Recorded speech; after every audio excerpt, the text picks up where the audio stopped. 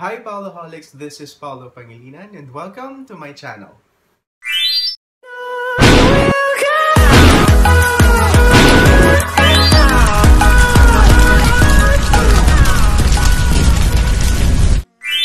So, part ng aking vlog, part ng aking channel ay yung experiences ko sa paglalaro, sa kahit anong court pa yan, mapabukid, mapasementado, mapa-indoor, outdoor yan, i-share ko yun sa inyong lahat. So what happened this afternoon, I think is worth sharing with my subscribers and with my friends or other people who are watching this video.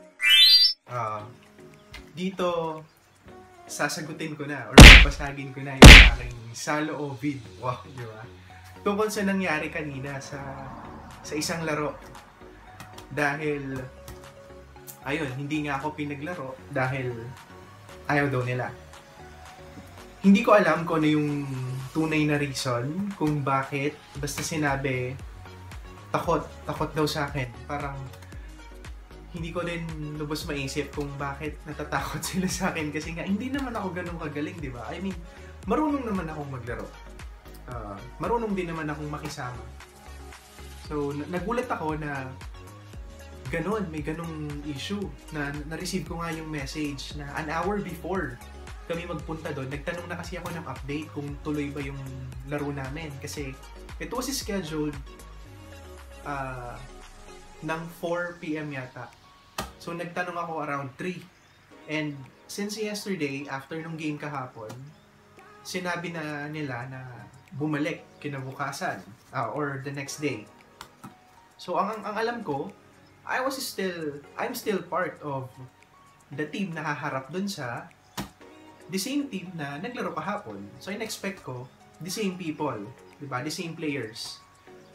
Smooth naman. Wala namang aberya, wala namang nangyaring angasan, walang away. So, na-surprise ako na may ganun, na takot daw.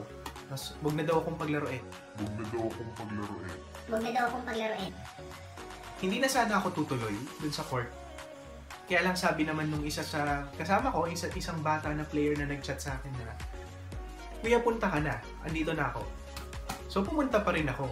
Parang umasa naman ako na makaka-play pa din, diba? Malay mo, biro lang nila. Baka at the end, pag nakita nilang kulang naman yung team namin, paglalaruin pa rin ako para makumpleto yung 6, diba? Sa loob. Kasi mas okay naman pag 6-6 yung laro. Siyempre, volleyball yan, yung basketball, diba? So doon, dumating ako doon ng past 4 na nga, siguro mga 4:50 na yata, dinatnan ko yung isang player lang yung nag-chat sa akin. Sabi ko, nasa na sila? Kuya, nandyan pa, naghihintayan sila, nasa may bandang labasan, baka nasa bahay pa nila, sabi. Pero papunta na rin yung mga yon. Sabi niyang ganon. O di sabi ko, okay, sige, hintayin na natin dito. Tapos, hindi pa nagtatagal na nakatayo ako dun sa venue. As in, kakaano ko lang nung bike ko. Meron ng isang lalaki dun sa audience na hindi ko siya kilala. Sorry po, hindi ko po kayo kilala. Hindi ko siya ma-recognize kung nakita ko na ba siya dati or nakausap. Feeling ko, first time ko siyang makita. Or hindi ko lang siguro siya napapansin. Baka napapanood na niya ako dati, di ba? Sa mga iba ko pang laro. Kasi naglalaro naman kami kung saan-saan. And sa bayan, di ba? Tapos, ang sabi niya, Pangasinan Ganito yung pagkakasabi. No talugtog labat, agyo, anggapuray arom. Parang ganon. Sinabi siyang ganon Tapos, paulit-ulit, in Pangasinan, in Tagalog. Sabi ko, ako ba yung pinariringgan? na ano ko nun, medyo nagulat na, naku po, tutuloy pa ba ako? Pinauuwi na yata ako, parang hindi ako welcome.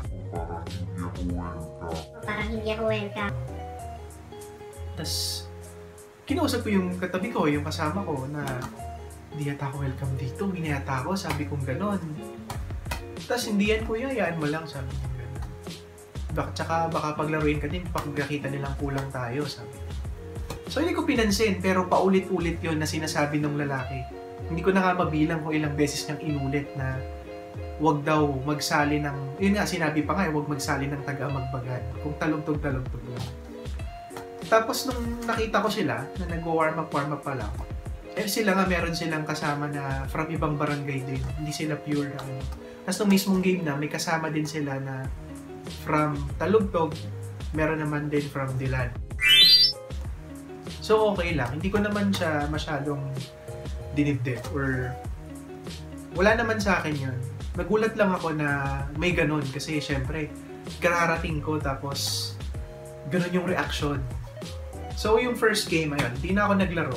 Ako lang yung naghawak ng cellphones ng mga kasama ko, ng coin purse, para may maghawak sa mga gamit nila, para may magbantay. At the same time, ko-coach ng konti, o diba, feeling coach. Kasi nanalo kami. And then second game, nag-decide sila na kasi yung first game pala is isang spiker lang sa bawat team sa magkalaban. Then second game, dalawang spikers na, dalawang blocker. Kung sino yung spiker, siya din ang magbablock. Tapos sabi ko, baka naman pwede na kahit mag-receive lang ako, hindi na ako papalo. So, sige kuya, wait lang, sabi ng kasama ko. Pumasok ako ng court. Nilapag ko yung gamit ko sa gilid. Tinanggal ko yung salamin ko. Tapos, ayun, ready na ako to play. Tapos nung nakita nila na ano, uy, agmanayayam ka na. Bawal ba? Agyo pa nayayaman, sabing ganun. Tapos sabi ko, bawal pa din. Mag-receive na nga lang ako eh. Hindi na ako papalo. Ayaw pa din. Tapos, sabi na lang nung kasama ko, siguro nahiya kasi siya yung nag-invite sa akin eh, na makasama sila sa larong yun. Sabi niya, kuya, pagpasensyahan mo na. Sige, okay lang, hayaan mo na. Kami na lang. Bawi na lang, parang gano'n. So sabi ko, okay, sige. Sinuot ko ulit yung bag ko. Hinawakan ko yung mga gamit. And then, nanood na lang ako. Tapos, ang hindi ko lang doon, ang nagtataka lang ako, parang, pati audience talaga, ayaw. Kasi nung papasok pa lang ng court, doon nga yung sinabi na magre-receive ako, tumutol na talaga sila. Andiyan kasali. Parang gano'n. Parang, oh no! Nakakagulat talaga na players ayaw. Audience ayaw din. Medyo naging iba yung pakiramdam na parang, ay shit, ayaw nila sa akin. Hindi ako welcome dito. Parang gano'n. Na ano lang, yun lang yung reaction ko. Hindi naman ako nagalit. Hindi naman ako nagtampo kasi anong magagawa ko, 'di ba? Kung ayaw nila, court naman nila 'yun. Sila yung may-ari ng lupa siguro, sila yung may-ari ng net, ng bola, 'di ba? Na ano lang, medyo yung reaction ko lang nagulat, saka yun nga, parang na-surprise na bakit natakot daw sila sa akin. Hindi ko alam kung yun talaga yung real reason behind sa, yun, na sa ayaw nila. Pero, yun, bawi na lang siguro sa ibang court, sa ibang laro. Or bukas, sana paglaruin na ako, diba? Yun, ginawa ko lang siyang content ngayon para mailabas ko din kung ano yung saloobin ko, diba? Na parang, ayun, stress reliever, kumbaga. And dito ko na lang sa vlog ko sasagutin sa mga nagtatanong kung bakit nasa audience lang ako kanina. Thank you for watching this video, and if you're new to my channel, please don't forget to like this video and subscribe to my channel. And please hit the notification bell for you to be notified for my new videos and updates. Thank you, Paulaholics, and God bless.